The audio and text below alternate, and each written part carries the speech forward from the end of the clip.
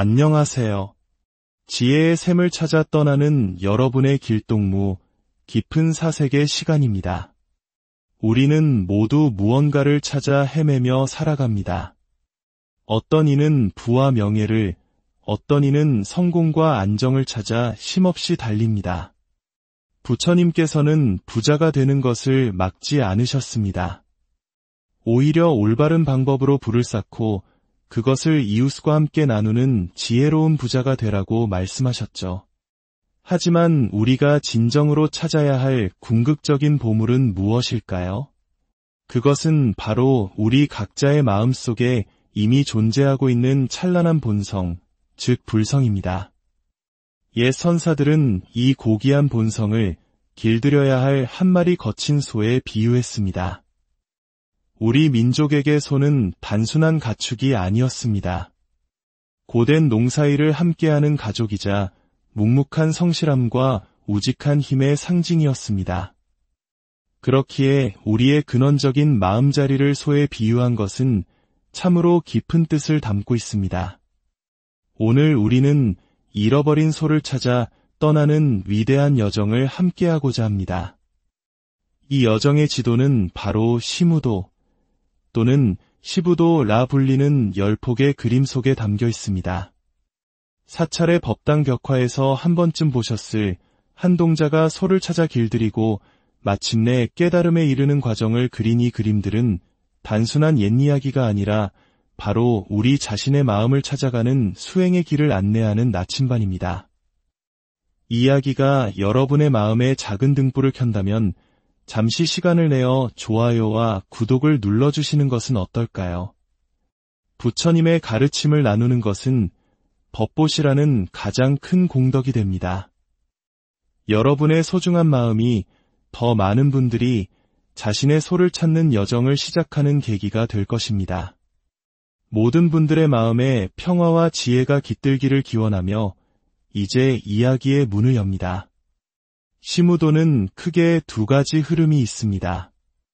중국 송나라 때 보명 스님이 그리신 모구도 과감 스님이 그리신 시무도가 그것입니다.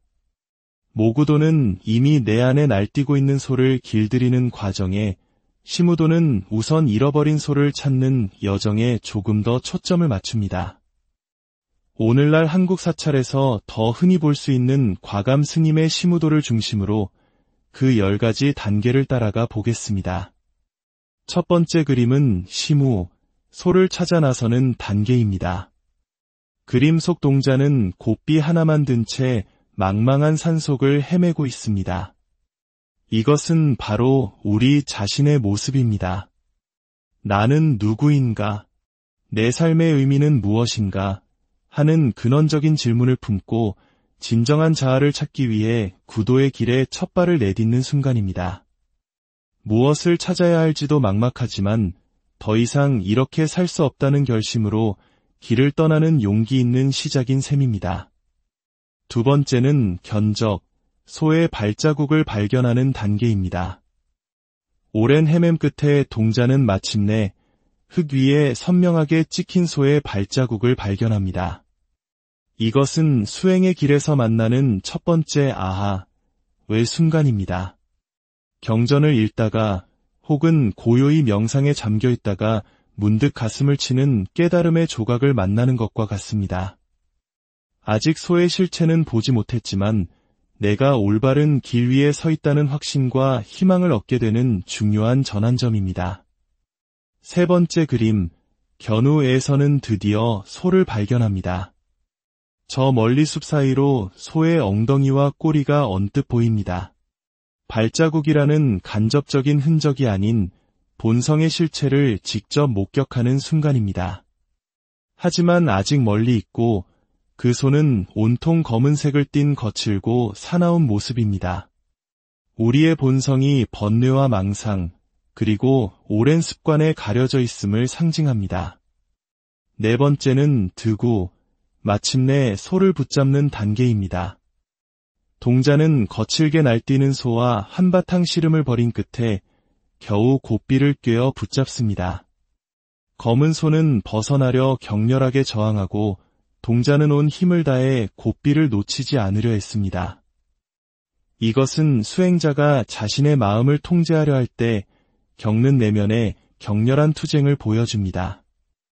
오랜 세월 쌓아온 번뇌와 습관은 쉽게 다스려지지 않습니다.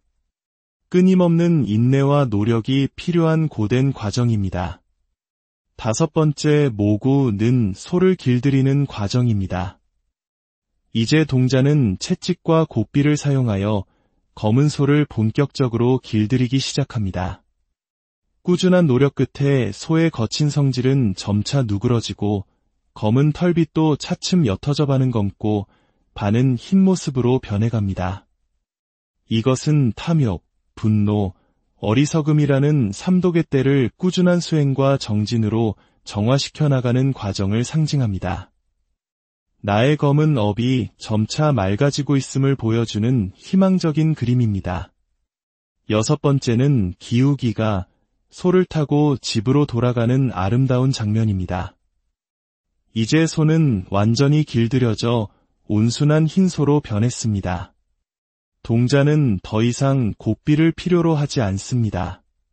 소의 등에 편안히 앉아 피리를 불며 본래의 고향, 즉 마음의 근원으로 돌아갑니다. 동자가 부는 피리는 구멍이 없다고 합니다. 이는 분별과 경계를 넘어선 절대 자유의 경지, 무해의 경지를 상징합니다. 나와 나의 본성이 마침내 하나가 된 평화로운 순간입니다. 7번째 그림은 망우존인입니다. 집에 돌아와 보니 애써 찾고 길들였던 소는 온데간데 없이 사라지고 동자 혼자만 남아 있습니다. 소는 본성을 찾기 위한 방편이었을 뿐 이미 본성과 하나가 되었으니 더 이상 소라는 대상이 필요 없어진 것입니다. 강을 건너기 위해 탔던 뗏목을 강가에 두고 떠나야 하듯 달을 가리키던 손가락이 아닌 달 자체를 보게 된 경지입니다. 8번째, 인우구망에서는 마침내 동자 자신마저 사라지고 텅 빈 원 하나만 덩그러니 그려져 있습니다. 소라는 객관도 동자라는 주관도 모두 사라진 절대공의 상태입니다. 주객의 분별, 너와 나의 분별, 모든 이분법적 사고가 사라진 완전한 깨달음의 경지를 상징합니다. 모든 분별심이 쉬었기에 그 어떤 것에도 걸림이 없는 대자유의 상태입니다. 9번째 그림은 반본환원입니다. 텅 빈 원 안에 이제 세상의 모습이 있는 그대로 비칩니다. 산은 산이여, 물은 물입니다. 버드나무는 푸르고 꽃은 붉습니다. 특별한 의미 부여나 분별 없이 세상 만물을 있는 그대로 긍정하는 참된 지혜, 반야의 눈을 뜬 것입니다.